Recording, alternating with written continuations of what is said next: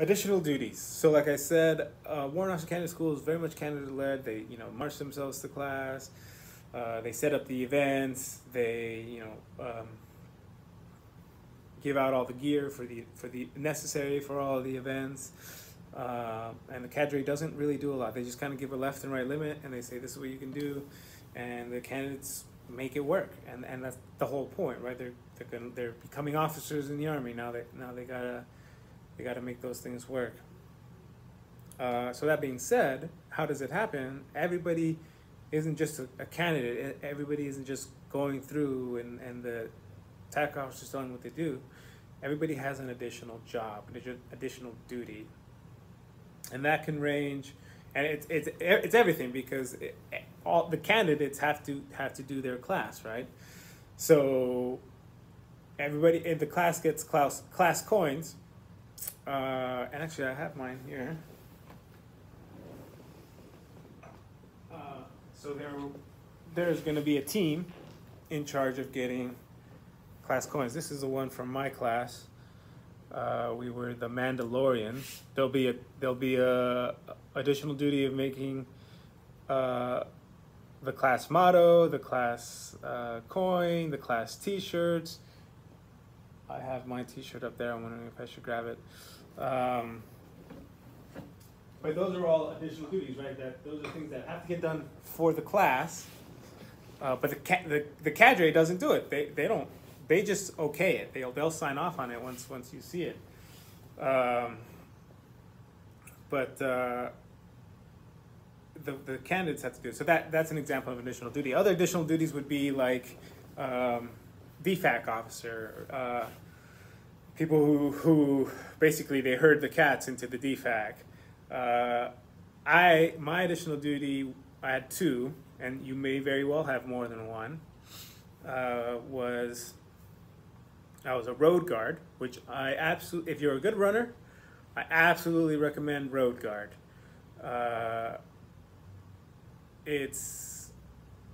You're actually not really even running all that much, especially if you're a headlight or a tail light. Once you get there, you'll understand. Basically, there's 8 road guards, 4 in the front of the formation and 4 in the back. And sorry, there are 12 road guards, 6 in the front, 6 in the back. 4 are the road guards that actually stay. If there's a road, 2 will stay. One guard the right, one guard the left side of the road. And then once they peel off, 2 road guards from the back will run to the front and replace them. And then the 2 that stayed there will just go to the back.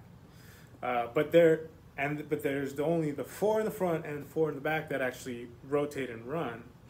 There's 2 in the front and 2 in the back that are in the formation, and they're what you call the headlights and the taillights, because they carry a little wand or whatever as the headlight and taillight. And I was a taillight. It was the best. I got all the perks of road guard and didn't have to run all that much. During PT and rifle PT, which I didn't talk about during integration day, I might add that in later. You do run. You will run more. It's unless you're a really, really selfish guy or girl. That's the one where all 6 really you kind of pitch in, and then the better the runner you are. Yeah, I'm not to toot my own horn, but I'm a pretty good runner, or one of the better runners there, Warren Austin Candidate School. So you kind of pick, you find your place. If you can run more, then you're going to be doing, those loops around the formation a lot more often than your fellow road guards, especially on integration day. Integration day is tough, and they're especially tough on the road guards because they really want to weed you out for the road guards. And the reason road guard is such a great position is because you get to eat first every day, and you get the most amount of time to eat. So that's why I recommend road guard. My other additional duty was historian, and this is another one that I highly recommend because, drum roll please, you get to keep your phone during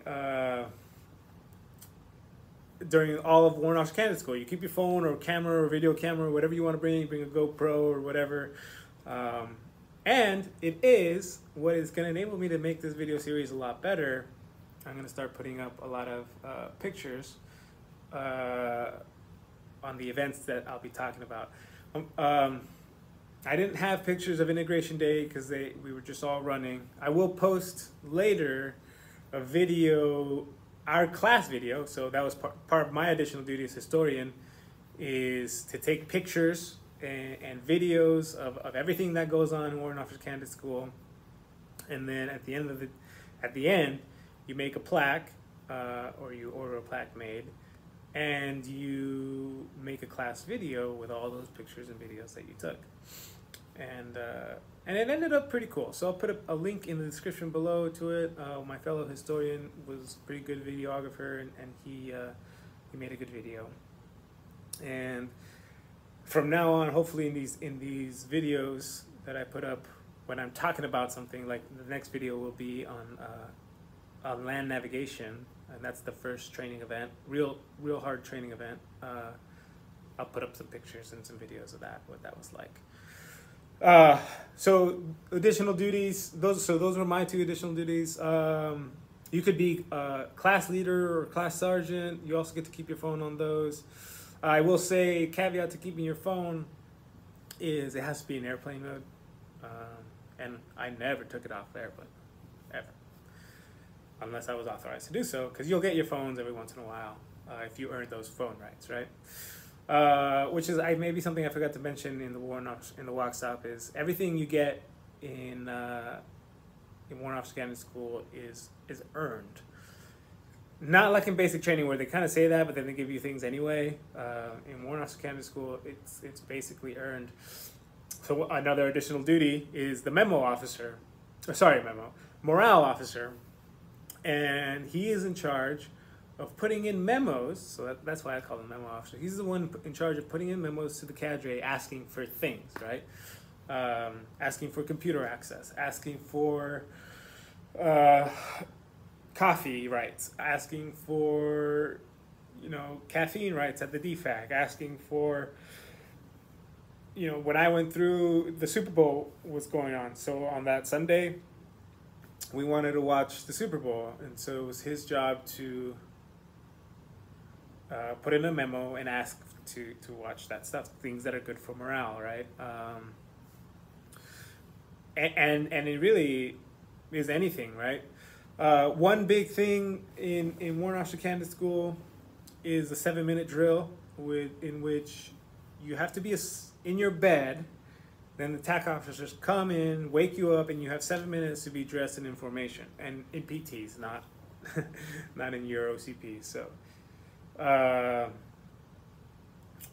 you could there was an example where the morale officer asked for an extra 3 minutes so that people could brush their teeth before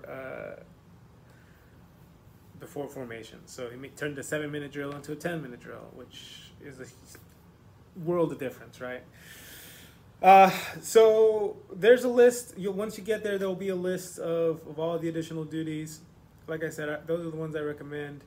They're the big ones, the big additional duties that have like a primary and like 3 alternate people working on that additional duty will be all the S shops. As street procedures, you probably won't know what S shops are.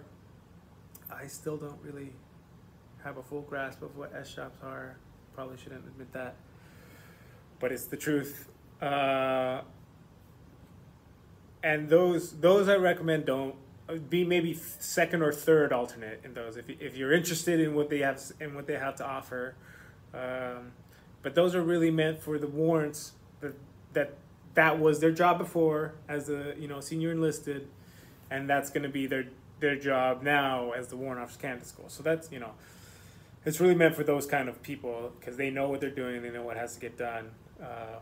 But if you want to learn, and I'm telling you, Warrant Officer Candidate School is the best place to learn, not just from your cadre, but from your peers, because everybody in there, most everybody in there, has got years in the Army over you. And it's really important to be humble and to learn as much as you can from them.